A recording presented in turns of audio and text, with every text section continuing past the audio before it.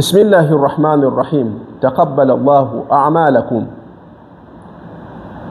Allahumma salli ala Muhammadin wa ali Muhammad. Tunaendelea na sehemu yetu ya pili baada ya sehemu yetu ya kwanza ambayo ilikuwa inazungumzia miqat. Sasa hapa tutazungumzia imamu alipomuuliza Shibli kuhusiana na tajrid, kuvua zile nguo. Alipomuuliza akasema, je, wewe tajaradta, je ulivua nguo wakati uko katika ile miqati ile? Kwanza, jambo la kwanza alimuuliza umefika? Aliposema ndiyo nimefika, kama akamuuliza, je, wakati umefika ulitia nia ya kwamba mimi ninatia nia kwamba sasa naondoka kwenye maasi ya Mwenyezi Mungu naingia kwenye toa, au ulitia nia hiyo? Akasema la. Akasema basi hujafika katika ile miqati. Sehemu ya pili ni tajrid, kuvua, kuepukana na zile nguo za kawaida. Akamuuliza kwamba je, wakati unavua zile nguo, fahina tajarrata an mukhiti thiyabik, wakati unavua zile nguo nawaita annaka tajarrata min ar-riya'i wan-nifaq wad-dukhuli fi ash-shubuhat, je umetiania kwamba wewe unavua riaa, yani unavua kule kujionyesha mbele za watu, ile ria unavua, umetia nia hiyo?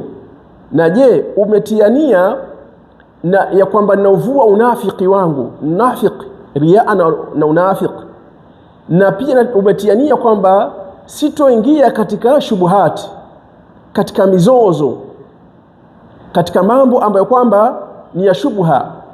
Je umetia nia hiyo? Akamwambia la, sikutia nia hiyo wakati navua zile nguo.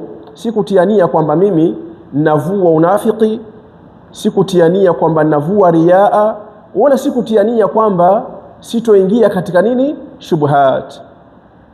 Imamu akamwambia kama hukufanya hivyo, maana yake basi wewe ma tajarat, hukubadilisha, maana yake hukuvua nguo. Yani hukuvua nguo, kwa sababu kuvua nguo kwenye falsafa ya haji kiroho, kiundani wake ni kwa maana unavua unafiki, unavua riaa, unavua shubuhat. Kwa hiyo maana yake ikiwa nia hizo hauna, basi wewe maana yake hujafanya hayo. Sehemu nyingine akamuuliza, je, hal ightasalt, ulikoga?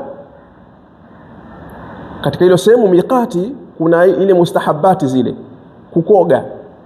Asema naam, ndiyo nilikoga. Asema kwamba mjambo akamuuliza, wakati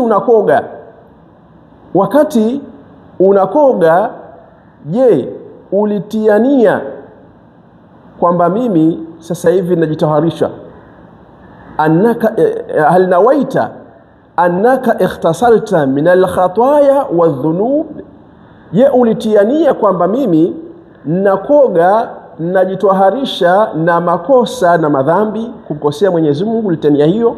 Yani wakati unakoga katika ile sehemu ya kukoga al-miqati ile, je ulitia nia? Kwa wale wanaokwenda hija wanajua miqati ni wapi, si wengine hatukwenda. Kwa hiyo tunasoma kwenye vitabu. Wale wanaokwenda kule wanajua ni sehemu gani ya kufikia ya kuvua hizo nguo za kawaida na kuvaa nguo za haji, wanajua wao.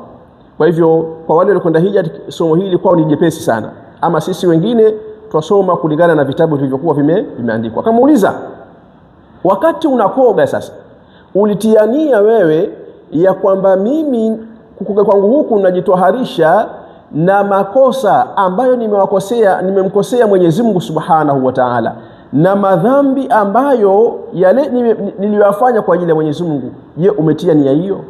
Akamwambia la. Shibli akasema la, sikutia nia hiyo. Imamu akamwambia kama hukutia nia hiyo, maana yake maghtasalt, hukukoga. Haya ni mafunzo tunatakiwa tuyafanyeje, tuyajue na tuyasome wakati tunakwenda hija. Tunakuja sehemu ya tatu.